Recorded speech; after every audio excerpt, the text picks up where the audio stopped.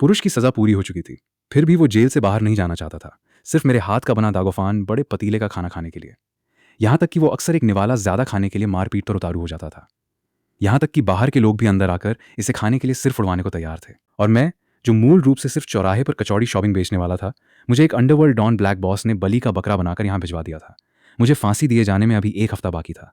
जब मैं अत्यंत लाचार और गुस्से में था, तभी जेलर कप्तान मुझे पूछताछ वाले कमरे में ले गया और मुझसे कैदियों के लिए खाना बनाने को कहा। लेकिन मुझे सिर्फ शॉपिंग बनाना आता था, जो लोंगो चीन में किसी रसोइये शेफ की गिनती में भी नहीं आता। क्या मुझे 2000 शॉपिंग बनाने पड़ेंगे?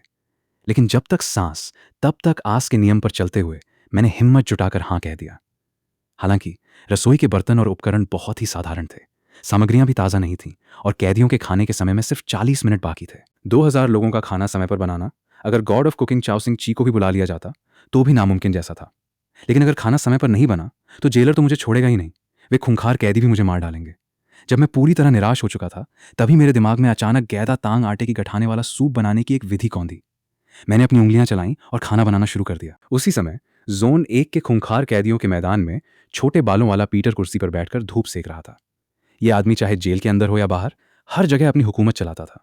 वो जेल का असली डॉन किंगपिन था। वो अचानक खड़ा हुआ और भारी कैदियों की भीड़ को लेकर डाइनिंग हॉल के दरवाजे पर पहुंचा। उसने अपने पीछे खड़े गुर्गों से तेज आवाज में पूछा, कमीनो, अगर आज का दोपहर का खाना भी पहले की तरह बकवास हुआ तो हमें क्या करना चाहिए? बगल में खड़े एक दुबले पतले आदमी ने खूंखार तरीके से कहा, उसे भगवान के पास भेज देंगे। ठक ठक ठक। इसके बाद दरवाजे पर लगातार हुई तेज खटखटाहट ने डाइनिंग हॉल के अंदर खोए हुए जेलर साइलस को चौंका दिया। आखिरकार खाने का समय हो गया था। लेकिन उसने रसोई में अभी भी व्यस्त मुझे देखा तो उसकी आंखों में चिंता साफ झलक रही थी। वो मेरी स्थिति जानता था और मुझे बचाना चाहता था। पर जब उसने रसोई का नजारा देखा तो वो दंग रह गया। रसोई के 50 बड़े ड्रमों में सफेद दलिया जैसी कोई चीज भरी हुई थी। उसने ऐसा खाना कभी नहीं देखा था और दिखने में भी वो बहुत ही साधारण लग रहा था। इस चीज से कैदियों को बेवकूफ बनाना मुश्किल था। मेरी नजर दरवाजे की हलचल पर पड़ी। मैंने तुरंत उसे आकर हाथ बंटाने को कहा। साइलस ने सिर हिलाते हुए कहा, रुको, इसे बाहर निकालने के बाद मैं तुम्हें पहले यहां से ले चलता हूं, वरना वे हत्यारे तुम्हें जिंदा नहीं छोड़ेंगे। उसकी बात सुनकर मेरे मन में उसके लिए सम्मान जाग उठा। लेकिन इससे पहले कि हम सारे गैदा तांग को खाने वाली खिड़की तक ला पाते, बाहर से चीख पुकार शुरू हो गई। लोहे के दरवाजे पर धड़ाधड़ आवाजें होने लगीं और वे उसे जबरन तोड़ने की कोशिश करने लगे। हम दोनों ने अपनी रफ्तार और बढ़ा दी। पहले कैदी खुद आकर खाना ले जाते थे और पीटर के गुर्गे दूसरों को खाना परोसते थे। लेकिन आज सुबह रसोइये पर हुए खूनी हमले की घटना के बाद रसोइये और कैदियों का आमना सामना होने से बचाना जरूरी था। सब कुछ तैयार करने के बाद साइलस ने रसोई का दरवाजा बंद कर दिया और एक दूसरे रास्ते से मुझे पहले सेल नंबर 99 में छोड़ आया और उसके बाद ही डाइनिंग हॉल का मुख्य दरवाजा खोला। पीटर लेदर जैकेट पहने, मुंह में सिगार दबाए चारों तरफ देख रहा था। उसके गुर्गे अदब से उसके पीछे चल रहे थे। पीटर ने खाना परोसने वाली खिड़की की तरफ देखा। साइलस, नया रसोइया कहाँ है? साइलस ने बिना डरे शांत आवाज में कहा, यह नहीं बताया जा सकता। पीटर ने ठंडी हुंकार भरी और अपने गुर्गे शौहू पतला बंदर को आवाज देकर सबको खाना परोसने के लिए भेजा। लेकिन शौहू जैसे ही खिड़की के पास गया, वो कुछ पल के लिए जड़ हो गया और फिर चीख पड़ा, क्या ये सूअरों के खाने की चीज है? पीटर का चेहरा पल भर में खूंखार हो गया। वो तेजी से खिड़की की तरफ बढ़ा। जब उसने खिड़की के अंदर करीने से रखे उन सफेद ड्रमों में गाढ़ा सफेद गाद जैसा पदार्थ देखा तो उसका दिमाग खराब हो गया। साइलस की तरफ देखने वाली उसकी आंखों में सीधे जान से मारने के इरादे दिखने लगे। उन्हें सूअरों का खाना दिया जा रहा था। अगर उसने ये अपमान सह लिया तो वो आगे अपनी चौधराहट कैसे चला पाएगा? साइलस अनजाने में एक कदम पीछे हट गया। इलेक्ट्रिक लाठी पकड़े हुए उसके हाथ पसीने से भीग चुके थे। उसने आनन फानन में झूठ करते हुए कहा, पीटर, जल्दबाजी मत करो। यह विशेष रूप से बुलाए गए एक रहस्यमयी पूर्वी विशेष श्रेणी के रसोइये द्वारा बनाई गई डिश है। इस रसोइये ने कभी अकेले ही पूर्वी डार्क कुकिंग जगत को हिलाकर रख दिया था। वो बेहद काबिल इंसान है। पीटर ये सुनकर थोड़ा ठिठका। कुछ शब्द उसे समझ नहीं आए, लेकिन सुनने में काफी दमदार लग रहे थे। इस पल उसके मन में थोड़ी उत्सुकता जागी। इस डिश को उस रहस्यमयी प्राचीन पूर्वी देश में क्या कहते हैं? साइलस ने मुझसे पहले ही पूछ लिया था। उसने लड़खड़ाते हुए उच्चारण में कहा, गैदा तांग। इतना कहकर वो मुड़ने ही वाला था कि पीटर ने उसे दबोच लिया। भाई, तुम्हें यहीं रुकना होगा। ऐसा कहकर उसने पास रखे चमचे से एक कटोरा सूप निकाला। खुद नहीं खाया, बल्कि अपने गुर्गे शौहू के आगे बढ़ा दिया। शौहू, तुम 2 साल से मेरे साथ हो। ये सूप तुम्हें इनाम में दिया जाता है। शौहू का चेहरा सिकुड़ गया। उसकी आंखों में साफ इनकार था। वो शुरू से ही साइलस की बकवास पर यकीन नहीं कर रहा था, लेकिन बॉस का हुक्म टाला नहीं जा सकता था। इसलिए उसने कटोरा उठाया और होंठों से बस एक घूंट लिया। लेकिन अगले ही पल मानो उस पर बिजली गिर गई हो। वो वहीं का वहीं सुन्न खड़ा रह गया। एक बेहद सुकूनदेह और खुशनुमा एहसास उसकी जुबान से होता हुआ पूरे शरीर में फैल गया, जैसे उसने खुद को बचपन के दिनों में अपनी माँ की गोद में लेटा हुआ पाया हो। यहां तक कि उसे भगवान भी मुस्कुराते हुए दिखे। शौहू को लगा जैसे वो खुशी के मारे मर जाएगा। पीटर ने जब शौहू के चेहरे के ये भाव देखे तो उसके मन में भारी उलझन पैदा हुई। उसने सीधे खुद एक कटोरा निकाला और जैसे ही पिया, वो अंदर से पूरी तरह झकझोर उठा। उसके अंदर एक ऐसा भ्रम पैदा हुआ मानो वो बचपन के पालने में झूल रहा हो और उसकी माँ उसे ममता से सहला रही हो। ये सब इतना असली था कि उसे एहसास ही नहीं हुआ कि उसकी आंखों से आंसू बह रहे थे। बगल में खड़ा छोटा जेलर साइलस पूरी तरह हक्का बक्का रह गया। क्या माजरा है? सिर्फ एक गैदा तांग पीकर रोने लगे। देखो इन गंवारों को जिन्होंने कभी लौंगुओं का खाना नहीं चखा, खुद को डॉन समझते हैं और निकले बिल्कुल खोखले। खैर, जो भी हो, ये देखकर लगा कि मेरी जान तो बच गई। आसपास खड़े बाकी गुर्गों ने जब देखा कि उनके बॉस और शौहू एक सूप पीकर इस कदर भावुक हो गए हैं, तो उनसे भी रहा नहीं गया। सब उत्साहित होकर एक बड़ा कटोरा भरकर पीने लगे। सबके चेहरों पर एक अनकही खुशी और आनंद तैर रहा था। इस बीच पीटर अकेले ही 3 बड़े कटोरे गटक चुका था। उसने अपने 2 आदमियों को इशारा किया, जिसके बाद उसके आदमी एक ड्रम बचाकर पीटर के सेल नंबर 31 वाले आलीशान वीआईपी कमरे में उठा ले गए।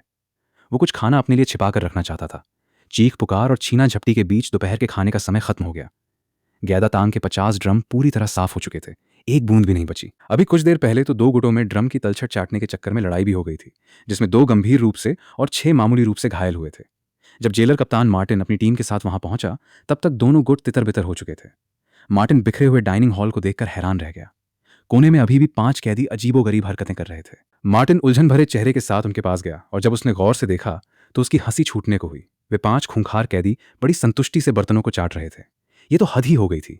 उसने सबको डाइनिंग हॉल से बाहर खदेड़ा और फिर जेलर इन चीफ को फोन मिलाया। उसने छोटे स्तर की मारपीट की घटना की संक्षिप्त रिपोर्ट दी। मुख्य जेलर थोड़ा हैरान हुआ, पर उसने ज्यादा ध्यान नहीं दिया। बस मार्टिन से कहा कि वो रात के लिए कोई अच्छा रसोइया ढूंढ ले। उस कचौड़ी बेचने वाले हत्यारे से दोबारा खाना बनवाकर खाना खराब न करे। एक बार बड़ी आफत टल गई, यही बहुत है। मार्टिन ने मुंह से तो जी बिल्कुल कहा, पर मन ही मन कोसने लगा, अगर उससे न बनवाऊं तो दूसरा लाऊं कहां से? और मैं ये जादुई स्वाद वाला गैदा तांग सिर्फ इसलिए बना पाया क्योंकि खाना बनाने से ठीक पहले मेरे दिमाग में दागोफान सिस्टम एक्टिवेट हो गया था। जब मैं दोपहर की नींद से जागा तो मुझे 2000 से अधिक सेटिस्फैक्शन पॉइंट्स, संतुष्टि अंक मिल चुके थे। 3000 पॉइंट्स पूरे होने पर मैं एक बार ब्रॉन्ज लकी ड्रॉ कर सकता था, जिसमें मेरे काम का फांसी टालने वाला कार्ड मौजूद था। अगर मुझे जिंदा रहना था तो मुझे जल्दी से जल्दी और संतुष्टि अंक जुटाने थे। तभी बाहर गैलरी में कदमों की आवाज गूंजी। साइलस मेरे सेल के बाहर खड़ा था। दरअसल वो मुझे रात का खाना बनाने के लिए बुलाने आया था। मैंने तुरंत हाँ कह दी। मुझे ये देखकर हैरानी हुई कि इस बार मेरी मदद के लिए एक सहायक का इंतजाम भी किया गया था। वो एक अच्छी कद काठी वाली विदेशी महिला सोफिया थी, जिसके पास पहले लौंगुओं के किसी रेस्टोरेंट में काम करने का अनुभव था। ऐसा लगा कि खाना बनाने के इस हुनर की वजह से जेल में मुझे कुछ खास रियायतें मिलने लगी थीं। लेकिन जैसे ही सोफिया को मेरी नज़र का एहसास हुआ, उसकी आंखों में गहरी नफरत उतर आई। यहां तक कि उसने जेलर साइलस को भी सीधे मुंह जवाब नहीं दिया। साइलस ने अपनी बात पूरी कर हमसे जल्दी खाना बनाने को कहा और खुद रसोई के बाहर जाकर इंतजार करने लगा। मैं कुछ बोलने ही वाला था कि सोफिया ने मुझे बीच में ही टोक दिया। तुम जैसे लोगों के तो टुकड़े टुकड़े कर देने चाहिए। मैं तुम लोगों के लिए कुछ भी नहीं करूंगी, सोफिया ने दांत पीसते हुए कहा और बगल की दीवार से लगकर आंखें बंद कर लीं। मैंने भी उस पर ज्यादा ध्यान नहीं दिया और आज के लिए उपलब्ध सामग्रियों पर नजर दौड़ाई। कोल्ड स्टोरेज की जांच करने के बाद मेरे मुंह से एक ठंडी आह निकली। वहां कोई अच्छी चीज नहीं थी। मांस और सब्जियां बेहद कम थीं। मजबूरन मुझे उपलब्ध मैदे आटे में से यांगचुन नूडल्स बनाने का फैसला करना पड़ा। उधर जोन 1 के सेल नंबर 1 में पीटर बड़ी बेचैनी से एक मेडिकल डॉक्टर की तरफ देख रहा था। मेरे भाई के होश में आने की कोई गुंजाइश है? डॉक्टर ने कहा, आपके भाई की इस हालत में होश में आने की संभावना 10,000 में से 1 से भी कम है। मेरा सुझाव है कि उसे इस तरह कोमा वेजिटेटिव स्टेट में रखने से बेहतर है कि उसे सम्मानजनक विदाई इच्छा मृत्यु दे दी जाए। पीटर का दिमाग सुन्न हो गया, उसका शरीर लड़खड़ा गया और वो पल भर में बूढ़ा सा लगने लगा। उसने डॉक्टर रॉबिन्स के साथ कोई बदतमीजी नहीं की, बस बेहद कमजोर आवाज में अपने आदमियों से कहा, इन्हें बाहर तक छोड़ाओ। पीटर बिस्तर के पास बैठ गया और अपने भाई कीरा का हाथ थामकर उसकी आंखें भर आईं। ये बड़े भाई की गलती है कि तुम्हारी देखभाल ठीक से नहीं कर पाया। अगर कोई तुम्हें होश में ला सके तो मैं अपनी सारी दौलत और ताकत छोड़ने को तैयार हूं। तस्वीर का दूसरा रुख देखें तो मेरी तरफ यांगचुन नूडल्स बनकर लगभग तैयार थे। मैंने सबसे पहले अपने लिए एक कटोरा निकाला। उसी पल उसकी सौंधी खुशबू पूरे कमरे में महक उठी। सोफिया की नाक में जब यांगचुन नूडल्स की महक पहुंची तो उसे लगा जैसे कोई हल्का सा करंट लगा हो। उसके मुंह से लार टपकने लगी थी। सोफिया की यह हालत देखकर मैंने सीधे शब्दों में कहा, खाना है? नहीं दूंगा। और फिर मैंने सड़प सड़प करते हुए एक बड़ा निवाला मुंह में दबाया और स्वाद में खो गया। सोफिया का चेहरा गुस्से से लाल हो गया। वो इस तौहीन को बर्दाश्त नहीं कर पाई। उसने अपने दांतों के बीच से शब्द निकाले, मुझे तुम जैसे समाज के कीड़ों से सबसे ज्यादा नफरत है। मैं, सोफिया, मर जाऊंगी पर तुम लोगों की बनाई चीज कभी नहीं खाऊंगी। ठीक 10 मिनट बाद साइलस और सोफिया दोनों रसोई में कटोरा थामे कांटे फॉक से नूडल्स को मुंह में ठूंस रहे थे। दोनों के चेहरों पर असीम तृप्ति और आनंद साफ दिख रहा था। साइलस को अब समझ आया कि दोपहर में वे कैदी खाने के लिए क्यों मरे जा रहे थे। यह खाना वाकई गजब का था। उसके मन में मेरे लिए सम्मान और बढ़ गया। रात के खाने का समय अभी शुरू भी नहीं हुआ था कि डाइनिंग हॉल के बाहर लंबी कतार लग चुकी थी। लोहे का दरवाजा लगातार खटखटाया जा रहा था। साइलस ने जब देखा कि मैंने सब कुछ संभाल लिया है तो उसने अपने साथियों से कहकर सोफिया को वापस भिजवा दिया। जाते समय सोफिया कुछ कहना चाहती थी, पर आसपास के लोगों की वजह से उसने खुद को रोक लिया। साइलस इसके बाद कैदियों को अंदर लाया। आज रात सबसे पहले पीटर नहीं बल्कि शौहू आया था।